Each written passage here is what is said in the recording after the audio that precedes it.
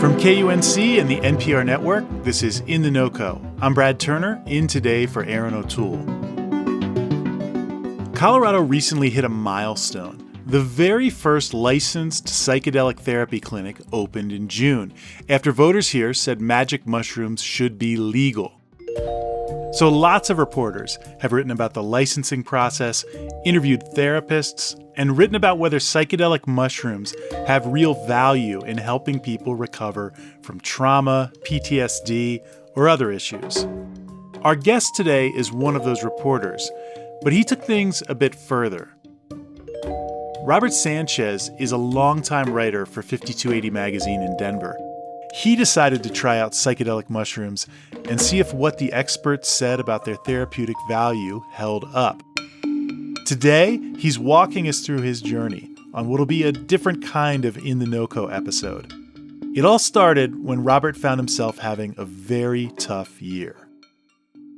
It was like a nuclear explosion in my life. My wife, she was jobless for a bit. And then my close friend, he died by suicide.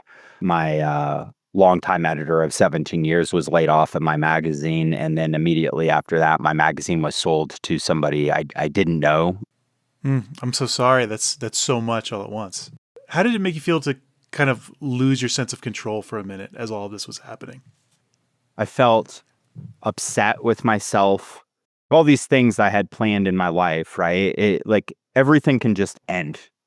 I was angry a lot. What did you do to cope? Well, like I don't use drugs or alcohol. My vice back in the day had been sugar. Robert had given up sugar years ago, but suddenly the idea of eating whole packages of candy felt irresistible. And on top of those cravings, Robert felt irritable.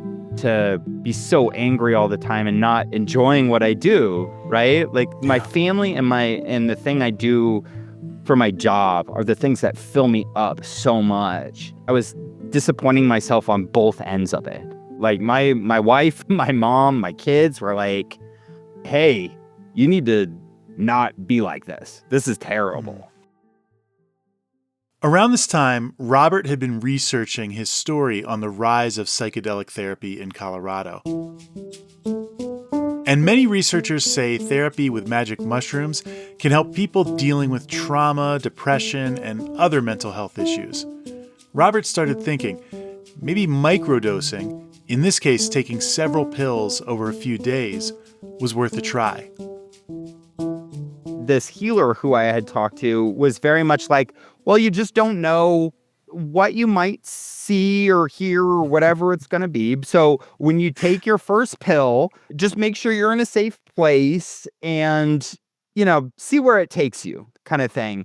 And I feel so like, okay, am I going to see colors? Am I going to, what's this going to be like? Robert took the advice of some experts he'd spoken with. He thought about his intentions as he took his first dose. And it tasted like a mushroom, and I burped a couple times. He found a nice place in the woods near his house to have his first psychedelic experience. And I was in the forest, and nothing happened. I'm like looking at the clock, and I'm like, this is 45 minutes. This is an hour. Nothing. Absolutely nothing happened. Robert was disappointed. No colors, no epiphanies, no real change at all.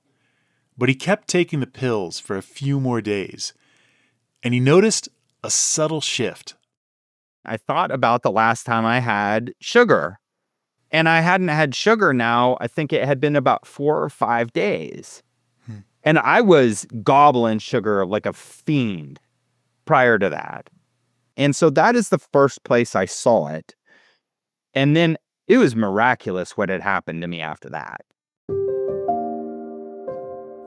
Wow, miraculous. What do you mean?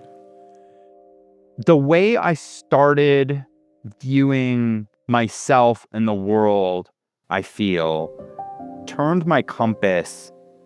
It wasn't a 180, but it was like 4 or 5 degrees back to my true north. And it made me think about the way I was reacting to just everyday life. I had moments where I was able to step outside of myself, and it was like this voice said, just take a pause. Is this a big deal or not? And 99.9% of the time it was, no, this is not a big deal. And at some point, my wife said, turned to me and said, have you been taking those mushrooms? And I was like, yeah, I have. And that was like such a cool moment for me because I knew it wasn't, it was in my head, but it wasn't in my head. What do you think she saw? I think a calmer person. Yeah. A person who wasn't so amped up all the time. A person who could pause and be a little bit more thoughtful. This is the coolest part of this. Because you feel like you're kind of riding a high a little bit, like this psychological high of wow, I feel like I'm a little better than I was prior to this. We run into these obstacles in life, and how do I want my kids and my wife to remember how I've handled adverse situations? And at work, what kind of coworker do I want to be? Do I want to be the bitter old man? Do I want to be the person who's helpful and who's just there for other people? I realize that I can do a lot more in my life to make sure that I'm happy and people around me are happy. That I have more control over things than I thought I did.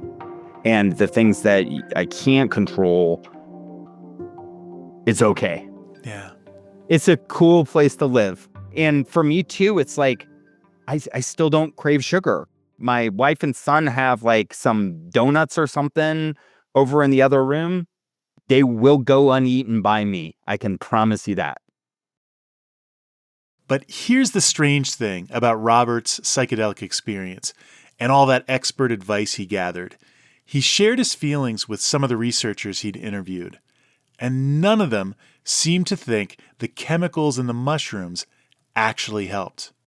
I actually had one professor who studied placebos and definitely was you're not getting anything out of this.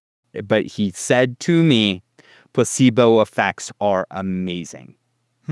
Keep going with it because you think you're getting something out of it.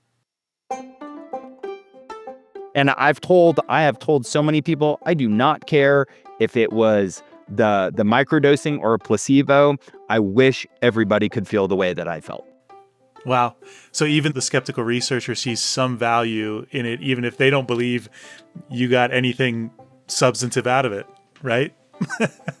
Yes. Because like I said, I did not see colors. There was nothing when I did this. I don't care.